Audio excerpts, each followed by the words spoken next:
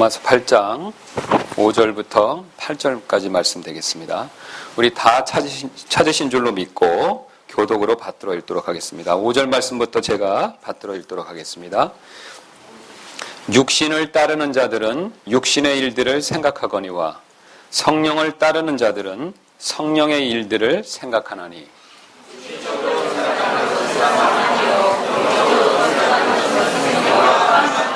육신적인 생각은 하나님의 법에 복종하지 아니할 뿐 아니라 참으로 그리할 수도 없으므로 하나님과 원수되는 것이니라.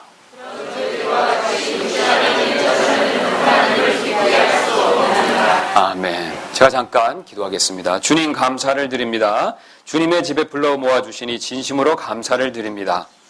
은혜의 왕자 앞으로 우리가 담대히 나가기를 원하오니 주님께서 오늘도 은혜를 베풀어 주시고 주님의 어떠하심에 대해서 우리에게 가르쳐 주시기를 원합니다. 진리의 말씀을 통해서 하나님의 어떠하심에 대해서 우리가 바르게 깨닫고 우리 자신을 돌아보고 우리가 좀 더 주님을 닮는 모습으로 변화될 수 있는 그런 하늘의 복을 허락하여 주옵소서. 우리 안에 계신 그리스도의 영광이 그것을 우리를 통해 드러나므로 위로는 하나님께 영광이 될 수 있게 도와주시고 내 주변 사람들에겐 복이 될 수 있는 그런 놀라운 하늘의 은혜를 우리에게 허락하여 주옵소서. 성령께서 도와주시기를 원합니다. 이 시간 역사해 주셔서 부족한 자를 사용해 주셔서 주의 말씀을 능력 있고 바르고 또 진실되게 전할 수 있도록 사용하여 주시고 도와주옵소서. 감사드리며 모든 말씀 예수님의 존귀하신 이름으로 기도드렸습니다. 아멘. 미국 텍사스의 한 물류회사 냉동 창고에서 한 직원이 사고로 숨진 채 발견된 사건이 있었습니다. 사건이 발생한 당일은 사장의 생일 파티가 있던 날이었습니다. 그래서 모두들 들뜬 마음으로 그날 일과를 서둘러 마쳤습니다. 그런데 모두가 들뜬 나머지 냉동 창고 안에서 혼자 잔업을 하고 있던 동료 잭을 챙기지 못하고 그만 문을 밖에서 잠가버리고는 모두들 서둘러 퇴근해버렸습니다. 다음날 냉동 창고에서 잭은 고드름처럼 꽁꽁 얼어붙은 사체로 발견되었습니다. 부검을 해보니 예상대로 사인은 동사였습니다. 그런데 그의 죽음은 미스테리한 사건으로 분리되어 특별수사팀의 정밀 조사를 받게 되었습니다.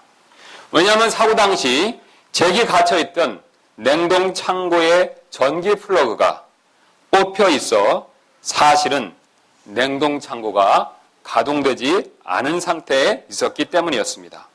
그래서 잭이 발견되었을 때 냉동 창고의 실내 온도는 단지 영상 11도밖에 되지 않았습니다. 상식적으로 볼 때 영상 11도에서는 사람이 얼어 죽을 수 없습니다. 여러분 그렇지 않습니까? 그래서 사인을 조사하던 특별수사팀은 잭이 웅크리고 죽은 냉동 창고의 구석 바닥에서 뭔가 단서를 발견했습니다. 수사팀이 발견한 것은 날카로운 물체로 긁어서 쓴 다음과 같은 잭의 자필 글씨였습니다. 아, 냉동 창고에 갇혔다. 점점 추워진다. 온몸이 얼어간다. 이제 나는 죽어가고 있다. 조사 결과 잭이 죽게 된 사인은 추위 때문이 아니었습니다. 추워서 곧 죽게 될 것이라는 그의 얼어붙은 생각 때문이었습니다. 그의 생각이 그를 속였고 그의 생각이 그를 죽인 것입니다. 이처럼 생각은 우리가 생각하는 것 이상으로 큰 힘을 가지고 있습니다. 그래서 미국의 한 저명한 심리학자는 생각이 바뀌면 습관이 바뀌고 습관이 바뀌면 성격이 바뀌고 성격이 바뀌면 운명까지도 바뀔 수 있다라며 생각의 중요성을 적절히 지적한 바가 있었습니다. 그런데 생각의 중요성은 여기서 멈추지 않습니다. 그 중요성은 영적 세계에서도 마찬가지입니다. 특히 우리가 그리스도인답게 살아가는 일에 있어서도 생각에 미치는 영향은 사실은 절대적입니다. 즉 우리 그리스도인이 어떤 생각을 따르냐에 따라서 그리스도인답게 살 수도 있고 그렇지 못할 수도 있다는 뜻입니다. 그렇다면 우리는 어떤 생각을 따라야 그리스도인답게 살 수 있겠습니까? 오늘 본문이 그 답을 주고 있습니다. 바로 성령의 생각을 따라야 한다라고 오늘 하나님께서 우리에게 그 답을 알려주고 계십니다. 즉 성령께서 주시는 생각을 따라야 한다는 뜻입니다. 성령께서 주시는 생각을 따를 때 우리는 그리스도인답게 살아갈 수 있는 것입니다. 특히 성령께서 주시는 생각을 따를 때 우리가 지난번 4절에서 살펴본 것처럼 율법이 요구하는 사랑의 명령을 온전히 실천할 수 있습니다. 여러분 지난 시간에 제가 말씀드렸던 4절의 내용이 기억이 나십니까? 하나님께서 우리를 구원해 주신 목적이 무엇입니까? 단지 천국에 가기 위한 그 정도의 목적이 아니었다는 것을 우리는 확인했습니다. 여러분 뭐였습니까? 거기 4절 말씀 한번 다시 보겠습니다. 이것은 육신을 따라 걷지 아니하고 성령을 따라 걷는 우리 안에서 뭐라고 말씀하고 있습니까? 율법의 의가 성취되게 하려 하심이니라. 우리를 구원하신 목적은 율법의 의를 이루시기 위해서입니다. 그럼 율법의 의의 가장 대표적인 계명은 어떤 계명이 되겠습니까? 하나님을 사랑하고 이웃을 사랑하는 것입니다. 이것이 우리 그리스도인의 본분입니다. 이것이 우리가 그리스도인답게 살아가는 방법이 되겠습니다.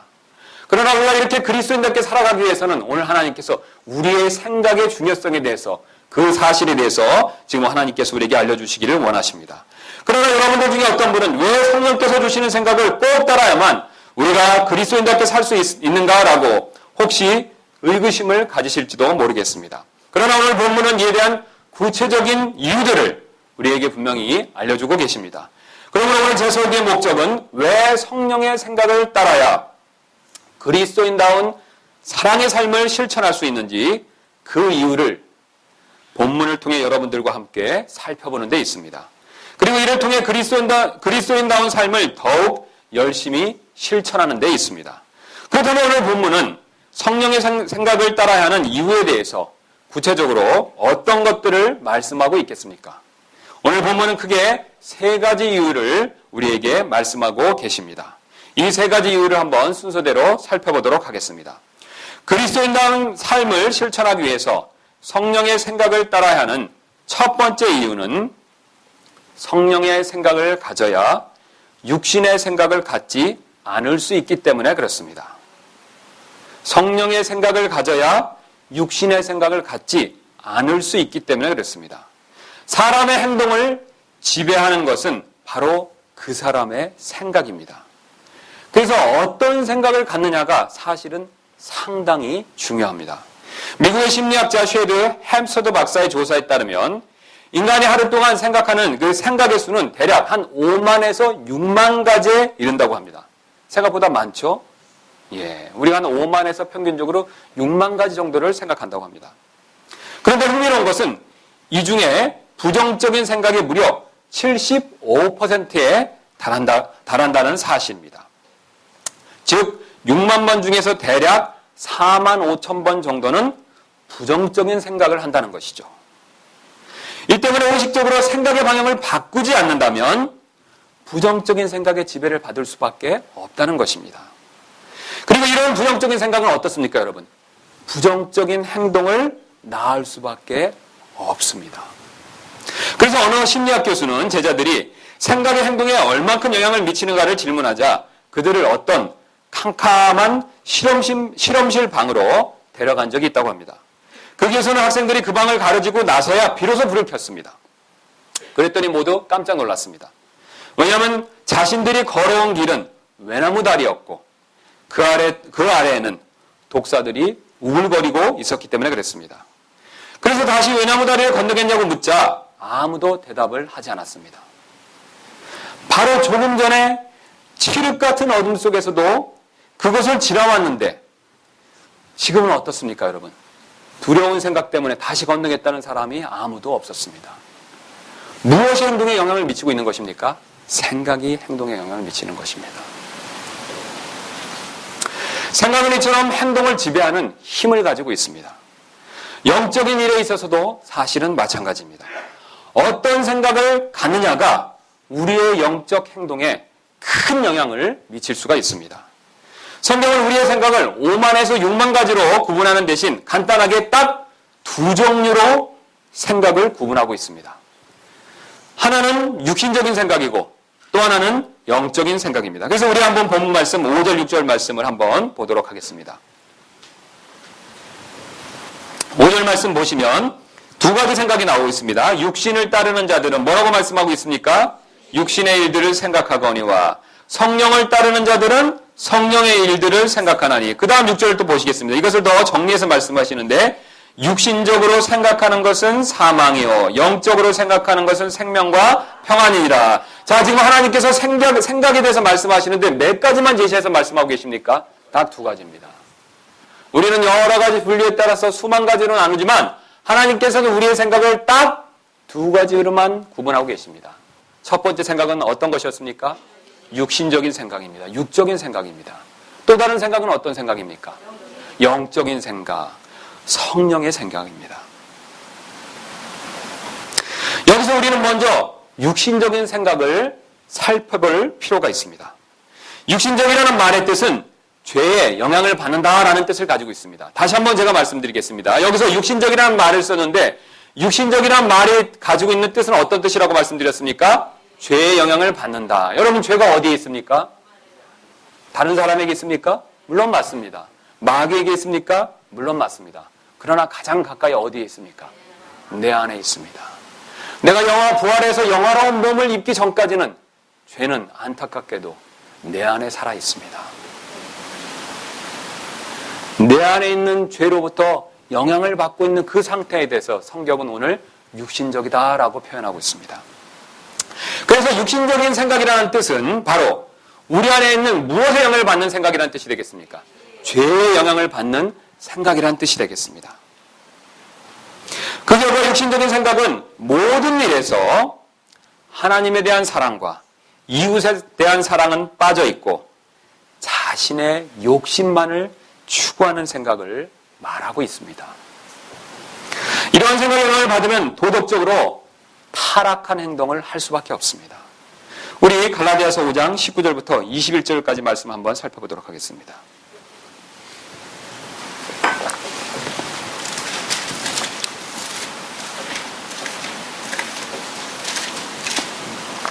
갈라디아서 5장 19절부터 21절까지 이렇게 말씀하고 있습니다. 19절 말씀. 이제 뭐라고 말씀하고 있습니까? 육신의 행위들은 명백하니 이것들이라 곧 간음과 음행과 부정함과 세격과 우상숭배와 마술과 증오와 불화와 경쟁과 진노와 다툼과 폭동과 이당 파당과 시기와 살인과 술취함과 흥청됨과 또 그와 같은 것들이라. 자, 이것들을 뭐라고 표현하고 있습니까? 육신적인 행동. 그럼 이런 육신적인 행동을 한 원인은 무엇입니까, 여러분? 육신적인 생각 때문이죠. 육신적인 생각 때문에 육신적인 행동을 했다라고 하나님께서 말씀하고 계십니다. 그러나 여기서 우리가 한 가지 조심할 부분이 있습니다. 우리는 육신적인 생각은 단지 도덕적으로 타락한 나쁜 행동만을 일으킨다고 단정하기가 쉽습니다. 그러나 육신적인 생각은 때때로 도덕적으로 선한 행동도 일으킬 수가 있습니다. 즉 육신적인 생각은 하나님의 도움 없이 자기 스스로 열심히 노력해서 의롭고 선한 삶을 살도록 만들 수도 있다는 뜻이 되겠습니다. 의롭고 선한 삶을 살도록 만들기 때문에 그 생각이 육신적인 생각이 아닌 것 같지만 사실은 하나님께서 육신적인 생각이다라고 말씀하고 계십니다. 왜냐하면 그것은 하나님의 은혜를 거부하고 자기 뜻대로 선을 행하려고 하는 자기 의지, 자기 방식, 자기 능력을 앞세운 생각이기 때문에 그렇습니다. 이런 행동에 능한 사람들이 있었습니다. 여러분, 그 사람들이 누굽니까? 바리새인들이죠. 그렇죠, 여러분? 그들은 어떻습니까? 분명히 선한 행동을 했습니다. 그러나 그들의 선한 행동을 봤을 때 그들의 생각에 대해서 어떤 생각을 우리가 갖기가 쉽습니까? 아, 그들은 선한 생각을 가지고 있구나. 영적인 생각을 가지고 있구나라고 생각하기가 쉽습니다. 그러나 예수님께서는 결코 그들의 생각에 대해서 선한 생각이다, 영적인 생각이다라고 말씀하신 적이 없으십니다. 여러분, 왜 그랬습니까? 그들의 생각은 자기중심적인 생각이었기 때문에 그렇습니다. 자기를 내세우고 자기를 주장하려는 생각 때문에 비록 그들의 행동은 바르고 경건하고 거룩한 것처럼 보였지만 사실은 그들의 행동은 올바른 행동이 아니었습니다. 여러분, 왜 그랬습니까? 그들의 생각이 어떤 생각이었기 때문에 그랬습니까? 육신적인 생각이었기 때문에 그렇습니다. 그래서 육신적인 생각이 때때로는 선하고 바른 행동을 일으키는 것 같아서 그 생각 자체가 선한 것 같지만 절대로 그렇지 않습니다. 하나님께서는 사람의 행동만을 보시는 것이 아니라 사람의 마음까지도 보고 계십니다. 이것을 고백했던 또 대표적인 사도가 있습니다. 여러분 누굽니까? 사도 바울이죠. 사도 바울은 바리새인 중에 바리새인이었습니다. 그래서 우리 그의 고백을 한번 보도록 하겠습니다. 빌립보서 3장 5절부터 6절입니다.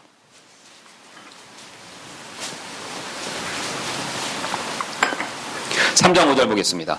나는 여덟째 되는 날 할례를 받았고 이스라엘의 줄기에 속한 자여 베냐민 지파에 속한 자여 히브리인 중에 히브리인이요 율법에 관하여는 바리새인이요 열심으로는 교회를 핍박하였고 율법에 있는 의에 관하여는 흠이 없는 자로다. 자, 여기 6절 말씀에 유심히 보실 필요가 있습니다. 율법에 있는 의에 관하여는 흠이 없다는 것이죠. 물론 그가 하나님의 모든 율법을 예수님이 말씀하시는 그런 율법의 내용을 완전히 지킨 것은 아닙니다.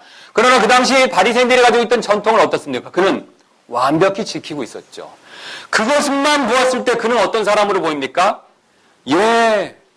영적인 생각을 갖고 있는 사람으로 보일 수가 있다는 것이죠.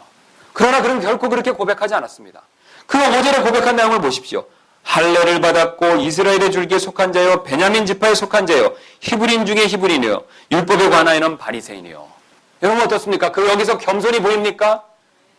그는 그 자기 자랑으로 인해서 그런 행동을 했다라는 것을 스스로 입증해서 보여주고 있습니다. 그러나 반대로 영적인 생각은 육신적인 생각처럼 사람의 생각이 아닙니다. 영적인 생각은 사람이 가진 생각이 아닌 바로 하나님께서 가지고 계신 생각을 말하고 있습니다. 왜냐하면 구원받지 못한 사람들은 모두 다 육신적인 생각만을 가지고 있기 때문에 그렇습니다. 여러분 저를 보시기 바랍니다. 자, 우리는 아담의 후손입니다. 여러분 맞습니까?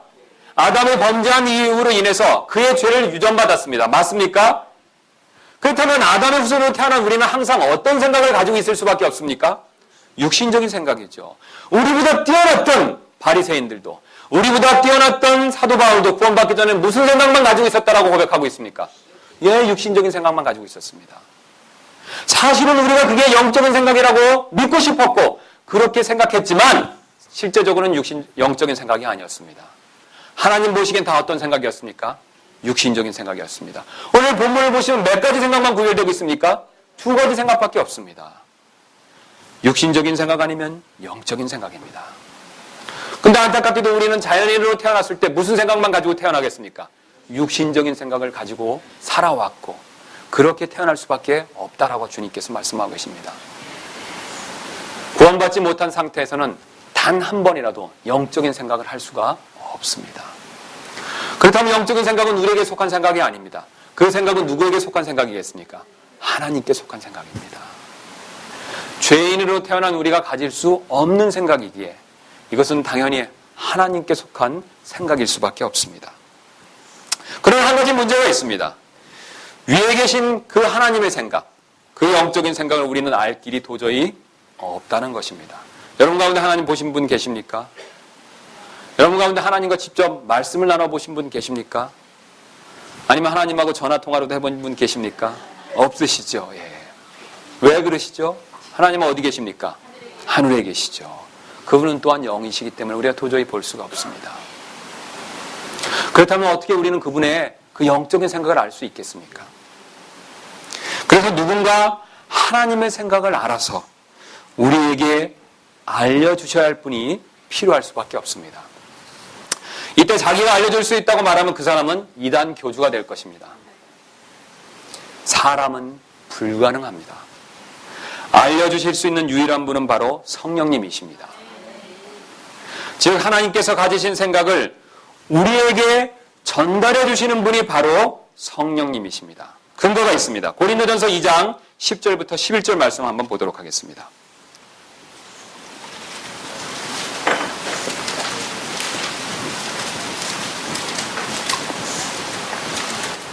2장 10절 말씀 보시면 그러나 하나님께서 자신의 영으로 우리에게 그것들을 계시하셨으니 자 누가 무엇을 계시하셨다라고 말씀하고 계십니까?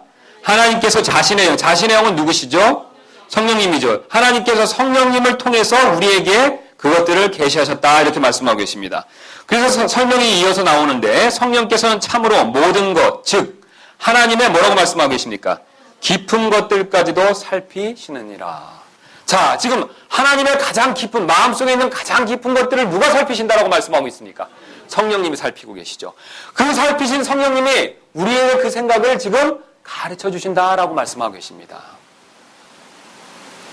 그래서 영적인 생각은 바로 하나님의 생각일 뿐만 아니라 그 하나님의 생각을 알려주시는 누구의 생각도 될 수가 있겠습니까? 성령님의 생각일 수도 있습니다. 그럼 하나님께서 알려주시는 생각하고 성령님이 우리에게 전달하시는 생각하고 다르겠습니까, 여러분? 그렇지 않죠. 왜냐하면 성령님은 진리의 영이시기 때문에 다른 생각을 우리에게 전달해 주실 수가 없으십니다. 그분은 하나님의 마음의 가장 깊은 곳에 있는 비밀한 것들, 그 하나님의 생각을 아시고 우리에게 그것을 그대로 가르쳐 주는 분이십니다.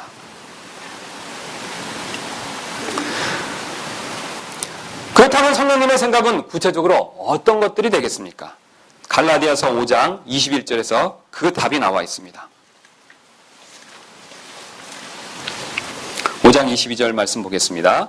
그러나 성령의 열매는 뭐라고 말씀하고 있습니까? 사랑과 기쁨과 화평과 오래 참음과 부드러움과 선함과 믿음과 온유와 절제니. 자, 지금 성령님의 열매라고 그랬는데 저를 보실 필요가 있습니다. 자, 왜 여기서 열매라는 단어를 쓰셨는지 우리 약간의 상상력을 발휘해 보실 필요가 있습니다. 자, 씨앗을 뿌리면 그 씨앗이 나서 열매가 또 생기죠. 그 열매는 씨앗과 어떻습니까? 다릅니까? 동일합니까? 동일하죠. 자, 그럼 성령님께서 뭔가를 우리 마음속에 심으셨는데 나온 그 내용들이 뭡니까? 9가지 열매들이죠. 그렇다면 성령님께서 심으신 것들은 뭡니까? 이 9가지 동일한 것이죠. 성령님이 자신의 9가지 동일한 것들을 어디에 심으신 겁니까? 우리의 마음에 심으신 거죠. 그래서 그것과 동일하게 어떻습니까? 9가지 열매가 나온 것이죠. 바로 성령님의 생각은 성령님의 열매입니다.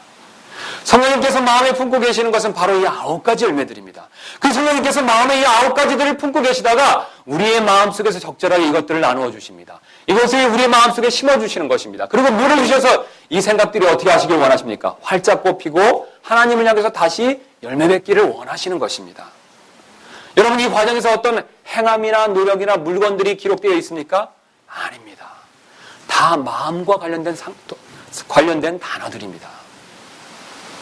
성령의 열매는 바로 하나님의 마음이고 성령께서는 그 하나님의 마음을 자신의 마음에 품고 계시다가 우리의 마음에 심겨주시는 것입니다.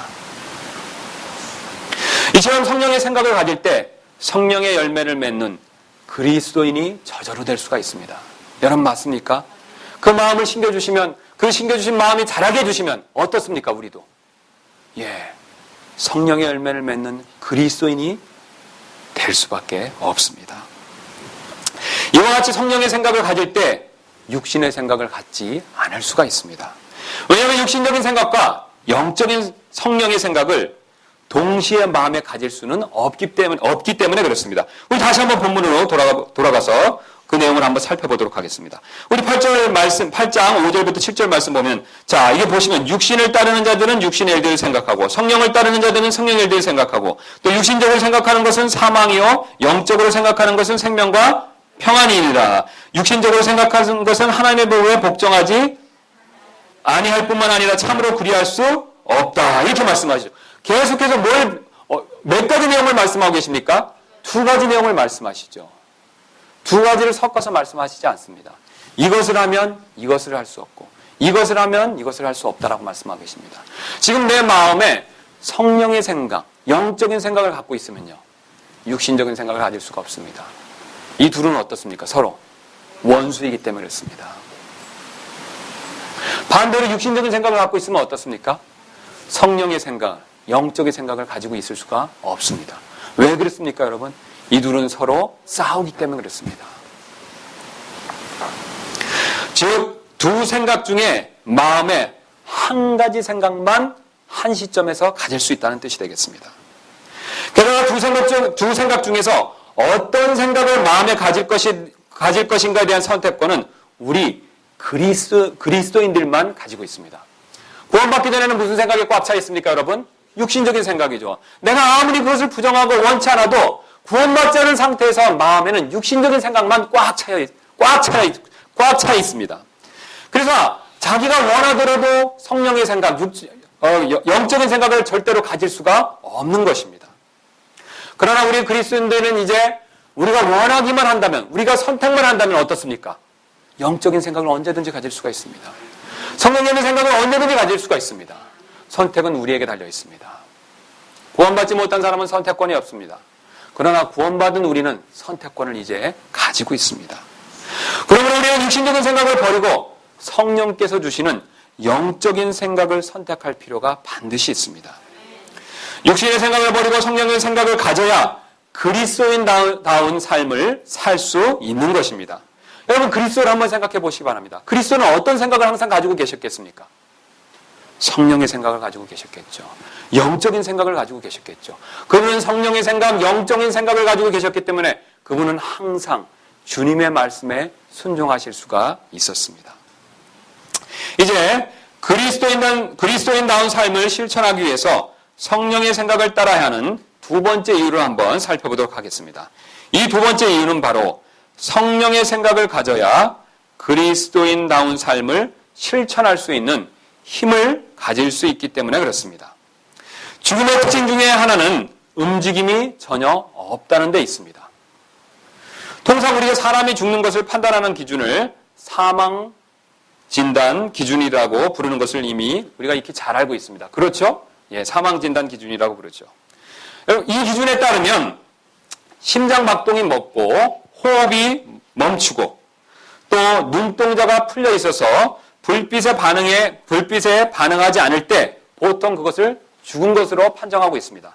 여러분 혹시 가까운 친지나 가족이 돌아가셨을 때 그것을 보신 적이 있으실 줄로 믿습니다. 즉 죽은 사람은 심장이 움직이지 않고 폐도 움직이지 않고 눈동자도 움직이지 않는 것입니다. 이처럼 죽음의 특징은 움직임이 전혀 없다는 데 있습니다. 그렇다면 반대로 생명은 어떤 특징을 가지고 있겠습니까? 움직임이 있죠. 예, 움직임이 있습니다. 움직임과 활동이 있고 힘이 넘쳐 흐른다는 것을 우리가 이미 익히 잘 알고 있습니다. 제가 예배 때는 보통 그 맨 뒤에 있습니다. 여러분 잘 아시죠? 예. 맨 뒤에 있습니다. 그럼 맨 뒤에 있으면 여러분 얼굴이 보이진 않지만 여러분의 뒷모습은 잘 보입니다. 예. 그래서 맨 뒤에 있다고 이렇게 해서 여러분들의 모습을 쭉 이렇게 제가 보면요. 예배 드리시는 자세를 보면 아이들과 나이 드신 성도분들이 예배 드리시는 그 자세에 분명한 차이가 있습니다. 나이가 많으실수록 상대적으로 움직임이 적고 반면 나이가 젊을수록 상대적으로 움직임이 많습니다. 물론 나이가 젊은 분도 깜빡 조신을 하고 움직임이 전혀 없을 때도 있긴 합니다. 이런 예외적인 경우를 빼놓고는 나이가 젊은 분이실수록 움직임이 활발합니다. 그렇죠? 그래서 생명이 넘치는 아이들의 움직임이 어떻습니까? 가장 활발하죠. 그래서 보면 제일 많이 왔다 갔다 하는 아이들이, 제일 많이 움직이는 사람들이 누구냐면 아이들입니다. 예. 그렇죠? 예. 활동적이고 적극적이 되죠. 반면 나이가 드신 성도분들일수록 움직임이 둔해집니다. 침체되고 소극적이 됩니다. 왜냐하면 생명이 점점 어떻습니까? 약화되고 몸에서 빠져나가기 때문에 그렇습니다. 이 원리는 영적으로도 동일하게 적용이 되고 있습니다. 특히 그리스도인들에게는 더 잘 적용이 되고 있습니다. 일단 구원받은 그리스도인들이 성령을 따라 영적인 생각을 하면 생명과 평안이 넘친다라고 주님께서 오늘 말씀하고 계십니다. 오늘 다시 본문 말씀 보도록 하겠습니다. 8장 6절 말씀 보겠습니다. 보시면 6절 말씀, 영적으로 생각하는 것은 뭐라고 말씀하고 계십니까? 영적으로 생각하는 것입니다. 예, 영적으로 생각하는 것은 생명과 평안이다. 자, 제가 조금 전에 뭐라고 말씀드렸습니까? 생명은 어떻다라고 말씀드렸습니까? 생명은 어떤 특징이 있다라고 말씀드렸습니까? 움직임이 있죠. 기쁘죠. 즐겁죠. 가만히 있지는 않습니다. 자, 그럼 영적인 일들을 생각하면 마음이 어떻다는 겁니까? 그렇죠. 생명이 있다는 것은 어떤 뜻입니까? 움직임이 있다는 거죠. 마음은 기쁩니다. 활발합니다. 적극적이 된다는 것이죠. 그 결과 행동도 어떻습니까? 행동도 넘치는 것이죠. 활동적이고 적극적이 된다는 뜻이 되겠습니다.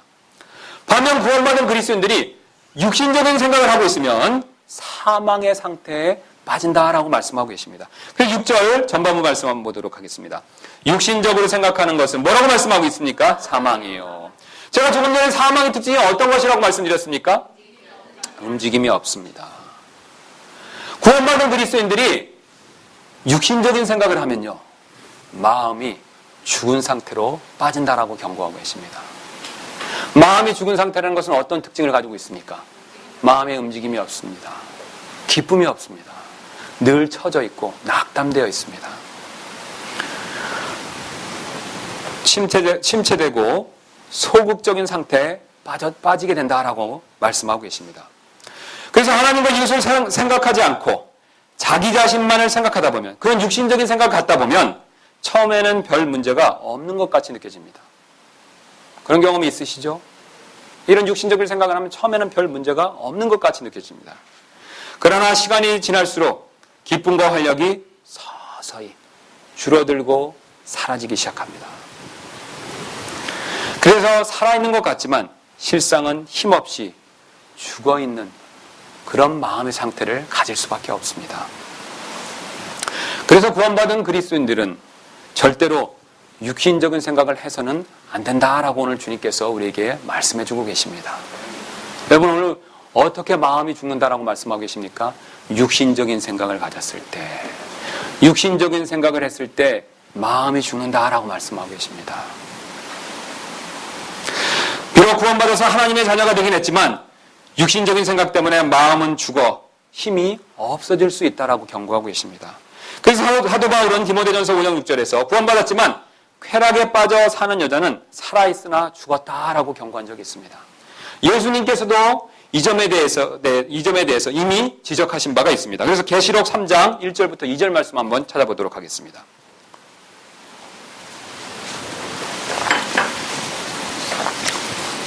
요한계시록 3장 1절부터 2절 말씀 되겠습니다. 자, 이것은 사도교회에게 주시는 말씀입니다. 사도교회니까 구원받은 사람들이 맞죠, 여러분? 예, 읽겠습니다. 사도에 있는 교회의 천사에게 편지하라. 하나님의 7영과 7뼈를 가진 이가 이것들을 말하노라. 내가 내 행위를 아노니. 잘 보실 필요가 있습니다. 내가 살아있다는 이름은 가지고 있으나 죽었도다. 살아있다는 이름은 가졌지만 현재 어떻다라고 말씀하고 있습니까? 죽었다. 구원을 상실했다는 뜻입니까? 그렇진 않죠. 살아있다는 이름을 가지고 있으나 실상은 죽었다는 것이죠. 뭐가 죽었습니까? 마음이 죽은 거죠. 마음이 죽은 것입니다. 그 다음 구절을 말씀 보도록 하겠습니다. 깨어서 남아있으나 죽으려 하는 것들을 강하게 하라. 깨어서 남아있으나 죽으려고 하는 것들을 강하게 하라. 아직 죽지 않은 마음이 있는 거죠. 누가 있는 거죠. 남아있는 것들이 있는 거죠. 그런 것들을 뭐라고 말씀하고 있습니까? 예, 강하게 하라는 거죠. 다시 생명을 주라는 겁니다. 힘을 내게 만들라는 것입니다. 그렇다면 어떻게 해야 죽지 않고 계속해서 살아있을 수 있겠습니까, 여러분? 오늘 주님께서 우리에게 그 답을 이미 가르쳐 주셨습니다. 성령의 생각을 따라야 한다라고 말씀하고 계십니다. 왜냐하면 성령을 따라 영적으로 생각하는 것은 생명과 평안을 주기 때문에 그렇습니다. 그러므로 우리는 성령의 생각을 가져야 그리스도인다운 삶을 실천할 수 있는 힘을 가질 수가 있습니다. 이제 그리스도인다운 삶을 실천하기 위해서 성령을 따라야 하는 마지막 이유를 살펴보도록 하겠습니다. 이 마지막 이유는 바로 성령의 생각을 가져야 하나님께 복종할 수 있기 때문에 그렇습니다. 독재 정권일수록 반드시 언론을 통제하고 있습니다. 여러분 맞습니까? 예. 왜냐하면 언론을 통제해야 뭘 통제할 수 있습니까? 사람들의 생각을 통제할 수 있습니다. 맞습니까? 사람들의 생각을 통제하는 가장 효과적인 방법은 이 시대에 언론을 통제하는 것입니다. 그래서 한 예로 지난달 19일에 중국의 시진핑 중국 국가주석이 베이징에 열린 회의에서 공산당 선정기구에 인터넷을 장악하기 위해 강력한 인터넷 부대를 만들 것을 주문했다고 합니다. 또한 시 주석은 공산당은 선전 업무에 있어 전투적이어야 하며 여론전에서 승리해야 한다고 강조했다고 합니다. 그래서 시 주석의 지시가 떨어지기가 무섭게 회의 다음 날인 20일에 젊은 층에 잘 알려진 유명 블로거 4명을 유언비어 혐의로 체포했고, 이어서 23일에는 또 다른 유명 블로거 2명도 각각 성매매 혐의와 사기 협박 혐의로 체포했다고 합니다. 이 밖에 기자 2명도 인터넷에 유언비어를 유포한 혐의로 체포했고, 웹사이트 274개를 폐쇄하고 운영자를 처벌했다는 뉴스가 나온 적이 있었습니다. 여러분 어떻습니까? 중국 공산당이 여론을 어떻습니까? 열심히 지금 통제하는 모습을 보여주고 있죠. 왜 그들은 열심히 이렇게 언론을 통제하는 것일까요? 사람들의 무엇을 장악하기 위해서 그렇습니까? 생각을 장악하기 위해서죠. 사람들의 생각을 장악하면 어떻습니까? 그들을 통제하기가 훨씬 쉬워지기 때문에 그렇습니다. 생각은 이처럼 사람들을 통제할 수 있는 큰 힘을 가지고 있습니다. 그런데 안타깝게도 우리 안에 있는 죄도 이 사실을 잘 알고 있습니다. 그래서 죄는 자신이 우리를 지배하려고 할 때 우리의 생각의 힘을 이용하려고 합니다. 죄는 사실 어느 강력한 독재자보다 더 우리 가운데서 군림하려 하고 있기 때문에 그 누구보다도 이 방법을 잘 알고 잘 사용하고 있습니다. 즉 죄는 우리에게 어떤 생각을 주어서 우리를 통제하려는 경향을 가지고 있습니다. 그래서 에베소서 2장 3절 말씀 보시면 생각의 욕망이다라는 그런 단어가 있습니다. 죄가 이처럼 생각을 이용할 때 이 생각을 성경은 오늘 우리가 앞에서 살펴본 대로 육신적인 생각이라고 부르고 있습니다. 그래서 우리 7절 말씀 한번 다시 보겠습니다. 7절 말씀 보시면 뭐라고 말씀하고 있습니까? 육신적인 생각은 그렇죠. 죄가 이용하는 생각을 뭐라고 부르고 있습니까? 육신적인 생각이죠. 이러한 육신적인 생각은 하나님을 대적하는 죄가 주는 생각이기 때문에 여러분 어떻습니까? 절대로 하나님의 명령에 순종하게 만들 수가 없죠. 육신적인 생각이 겉으로는 하나님을 따르는 것 같이 보일 수가 있을지도 모르지만 절대로 육신적인 생각은 하나님의 명령에 순종하게 만들 수가 없습니다.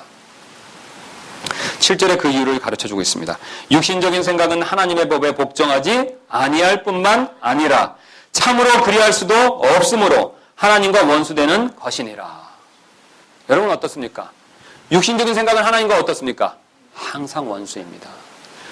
그래서 육신적인 생각이 겉으로 보기에는 하나님의 명령에 순종할 수 있을 것 같이 착각을 줄지도 모르지만 결론적으로는 하나님과 원수되기 때문에 절대로 하나님의 명령에 순종할 수가 없습니다.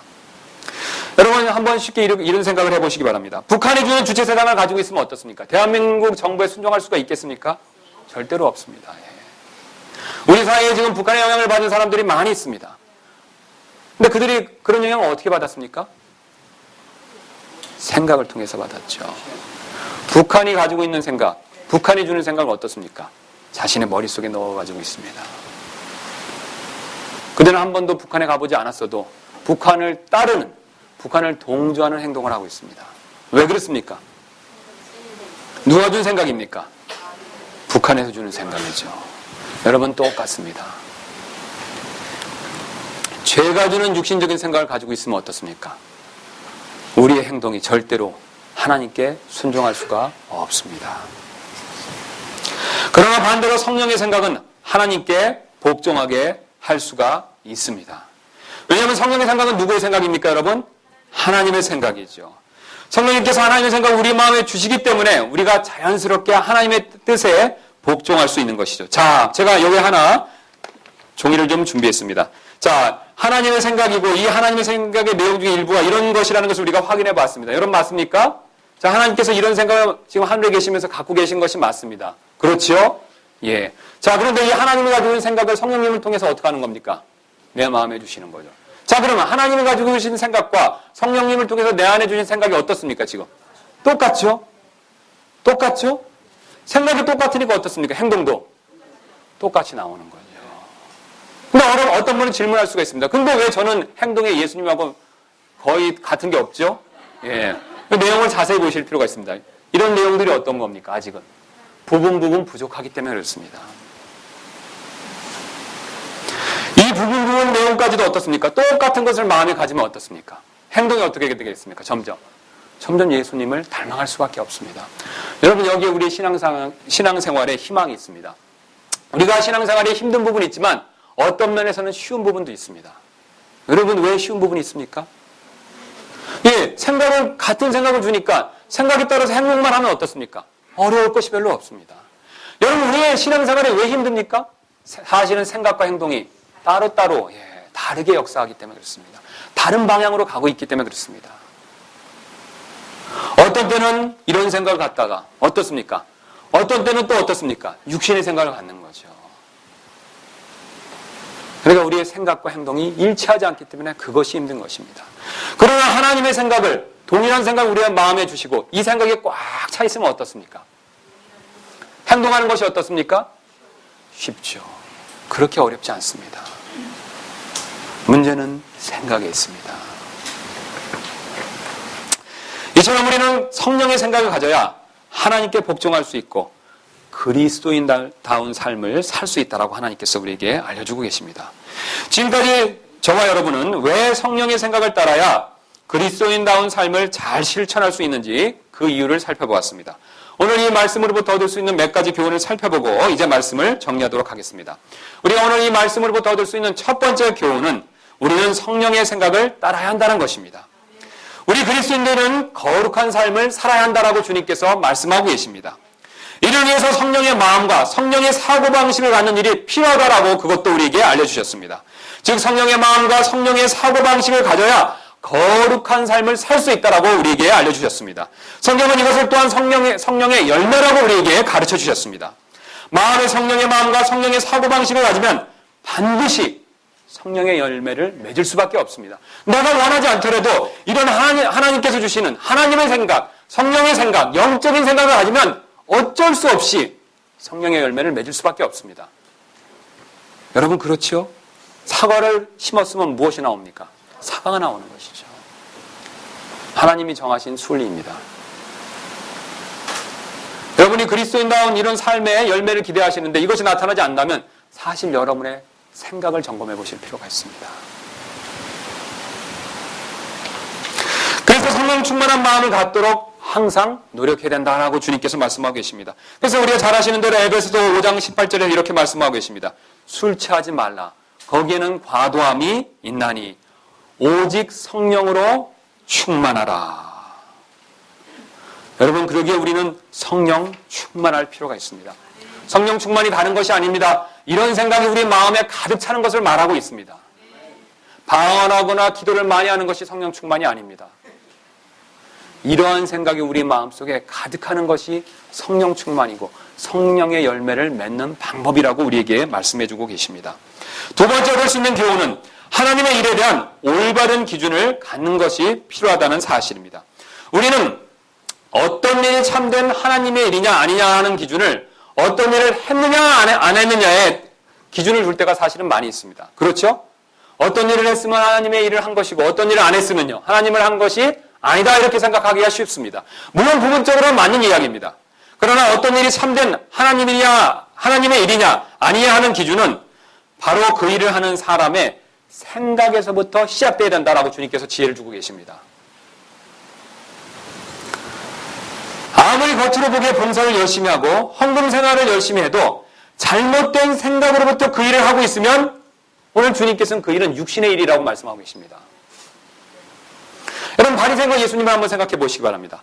바리새인과 예수님은 공통점이 있었습니다. 여러분 어떤 공통점이 있었습니까? 둘 다 선한 일들을 많이 했다는 것이죠. 맞죠? 그러나 차이점이 한 가지 있습니다. 그 차이점 바로 생각은 서로 완전히 달랐다는 것이죠. 바리새인은 어떻습니까? 자기 의를 세우려는 생각으로 그런 행동을 했습니다. 예수님은 어떻습니까? 하나님을 사랑하고 이웃을 사랑하는 마음으로 선한 일들을 하셨습니다.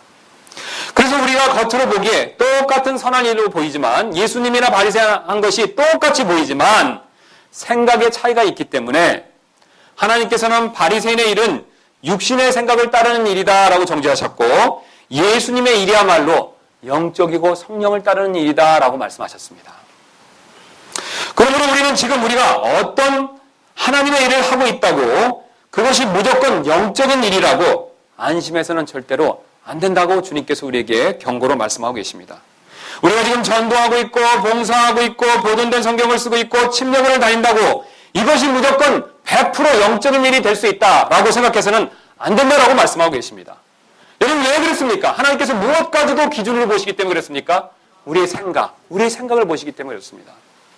우리의 생각이 자기 일을 내세우기 위해서 전도를 하고 봉사하고 침례교회 다니고 보존된 성경을 쓴다면 그것은 분명히 육신적인 생각을 따르는 행동이라고 주님께서 그렇게 말씀하고 계십니다.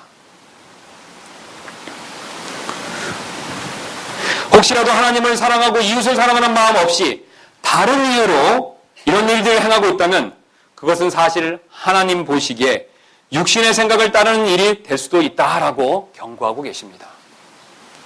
거듭 강조해서 말씀드리지만 하나님의 일에 대한 참된 기준은 생각에서부터 시작된다는 것을 반드시 명심하실 필요가 있습니다. 우리는 바리새인들이 했던 실수를 결코 다시는 되풀이해서는 안 된다는 것입니다. 그들이 했던 실수를 우리도 할 수 있습니다. 그 실수를 막기 위해서는 우리의 하나님의 일에 대한 기준이 어디에부터 시작돼야 됩니까? 생각에서부터 시작돼야 됩니다. 내가 지금 어떤 생각을 가지고 주님의 일을 하고 있는가? 내가 지금 어떤 생각을 가지고 지금 교회 일을 하고 있는가? 내가 지금 어떤 생각을 가지고 교회 직분을 맡고 있는가? 생각에 대해서 여러분 잘 생각해 보실 필요가 있습니다. 이제 마지막 교훈을 살펴보도록 하겠습니다. 그리스도인다운 삶을 위해서는 지금 우리가 가진 생각에 대해서 다시 한번 생각해 보는 것이 필요합니다. 다시 한번 말씀드리겠습니다. 우리가 좀 더 거룩한 삶, 주님의 말씀을 잘 따르는 그런 신앙생활을 하기를 원하신다면요. 지금 여러분 다 저를 포함해서 다 각자 생각을 가지고 계십니다. 여러분 그렇죠? 생각 없이 사람이 살 수는 없습니다. 생각이 없으면 병원에 가야 됩니다. 자, 다 생각을 가지고 계십니다. 맞죠? 그런데 우리가 정말로 진실된 그리스도인다운 삶을 살기를 원하신다면 우리가 지금 현재 가지고 있는 이 생각에 대해서 다시 한번 생각해 보실 필요가 있습니다. 여러분 왜 그렇습니까? 죄는 무엇을 통해서 역사하기 때문에 그렇습니까? 생각을 통해서. 반대로 성령님께서도 무엇을 통해서 역사하십니까? 생각을 통해서 역사하시죠. 그래서 지금 내가 가진 생각이 성령께서 주시는 생각인지 아니면 죄가 주는 생각인지 우리가 반드시 한번 짚고 넘어갈 필요가 있습니다. 그렇지 않으면 우리가 죄가 주는 생각에 속아 잘못된 행동을 하기가 너무도 쉽습니다. 우리 창세기 3장 1절부터 6절 말씀 보면 여자는 어떻습니까? 뱀이 주는 생각에 속아서 범죄했다는 것을 우리가 이미 익히 잘 알고 있습니다. 뱀이 어떻게 여자를 손을 강제로 붙들어서 먹게 했습니까? 아니면 자기가 따서 줬습니까? 아니죠. 두 가지 생각을 줬습니다. 첫 번째 생각은 어떤 것입니까? 먹어도 절대로 죽지 않을 것이다. 생각을 넣어줬습니다. 거짓된 생각을 넣어줬습니다.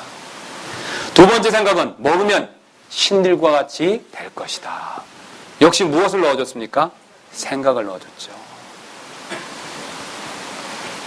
인류의 첫 번째 죄는 생각으로부터 왔습니다. 그 마귀가 지금도 우리 밖에서 죄된 생각을 주기 위해서 역사하고 있습니다. 우리 주위에 마귀가 있습니다. 여러분 그 사실 믿으시죠? 손에 뭔가 무기를 잔뜩 가지고 있습니다. 칼도 아닙니다. 창도 아닙니다. 람보가 쓰는 기관단총도 아닙니다. 여러분 무엇을 가지고 있겠습니까? 생각을 가지고 있습니다. 어떤 생각을 넣어줄지 기다리고 있습니다. 우리가 좋아하는 생각, 유혹받기 쉬운 생각, 속기 쉬운 생각, 그 생각들을 한 움큼 가지고 있습니다. 그리고 그 생각을 넣어주기 위해서 기다리고 있습니다. 여러분 우리의 생각에 대해서 잘 한번 생각해 보실 필요가 있습니다. 또 내 안에 있는 죄도 육신적인 생각을 주고 있다는 것을 우리가 확인해 본 적이 있습니다. 그러므로 우리는 지금 우리가 가진 모든 생각을 다시 한번 점검해 볼 필요가 있습니다. 우리의 돈에 대한 생각, 자녀에 대한 생각, 외모에 대한 생각, 예배에 대한 생각, 봉사에 대한 생각, 교회에 대한 생각 중에서 혹시 죄가 주는 생각이 없는지를 우리는 곰곰이 다시 생각해 볼 필요가 반드시 있습니다. 마이크로소프트의 빌 게이츠 회장은 1년에 2번 미국 서북부 지역의 작은 별장에서 일주일간 생각하는 시간을 갖는다고 합니다. 그래서 하루 2번 음식을 배달해주는 관리인을 제외하고는 가족조차 출입이 금지된다고 합니다. 그는 침실에 틀어박혀서 전 세계 마이크로소프트사 직원들이 보내온 수백 편의 보고서를 읽고 회사의 미래를 생각하는 그런 습관을 가지고 있다고 합니다. 그는 생각의 힘 덕분에 지난 20년간 세계 디지털 업계를 선도할 수 있었다라고 고백한 적이 있었습니다. 이병철 전 삼성그룹 회장도 매년 초 일본으로 건너가 소위 도쿄 구상을 한 것으로 유명합니다. 각계의 다양한 전문가들과 만남을 통해 새로운 사업에 대해서 생각하는 시간을 가졌다는 것이죠. 그의 뒤를 이은 현재 삼성을 세계 최고의 글로벌 기업 중에 하나로 이끈 이건희 회장 역시 생각의 힘을 강조한 적이 많이 있었습니다. 카네기도 성공할 사람인지 실패할 사람인지는 그 사람의 생각을 보면 알 수 있다라고 말한 적이 있었습니다. 이처럼 세상에서 성공한 많은 사람들이 입을 모아 생각의 중요성을 강조하고 있습니다. 그들의 말은 결코 틀린 말이 아닙니다. 무심코 하는 생각들이 하루를 만들고 1년을 만들고 일생을 만드는 것은 분명한 사실입니다. 이 점은 영적으로도 여러분 동일하게 마찬가지입니다. 우리가 무심코 하는 육신적인 생각들이 지금 우리의 신앙생활의 모습을 좌지우지하고 있습니다. 만일 여러분이 지금 영적으로 침체되어 있고 평안이 없고 주님을 섬기는 데 있어서 어려움 가운데 혹시 계시다면 지금 당장 여러분의 생각을 한번 점검해 볼 필요가 반드시 있습니다. 여러분의 생각의 방향이 무심코 육신을 향하고 있는 것은 아닌지 잘 살펴볼 필요가 있다는 뜻이 되겠습니다. 오늘 주님께서는 분명하게 말씀하셨습니다. 영적으로 생각하는 것은 생명과 평안이고 육신적으로 생각하는 것은 사망이라고 말씀하셨습니다. 지금 여러분 생각은 어느 쪽으로 향해서 가고 있습니까? 영적으로 향하고 있어 생명과 평안을 풍성하게 누리고 계십니까? 아니면 육신적으로 향하고 있어 생명 가운데 혹시 계신 것은 아니십니까? 여러분이 지금 향하고 있는 생각이 여러분의 지금의 신앙생활의 모습을 만들어내고 있다는 사실을 우리는 반드시 명심할 필요가 있습니다. 지금 영적 생활에 문제가 있으시다면 하나님이나 다른 사람의 탓이 결코 아니라고 주님께서 알려주고 계십니다. 바로 우리의 생각 탓이라고 주님께서 알려주고 계십니다.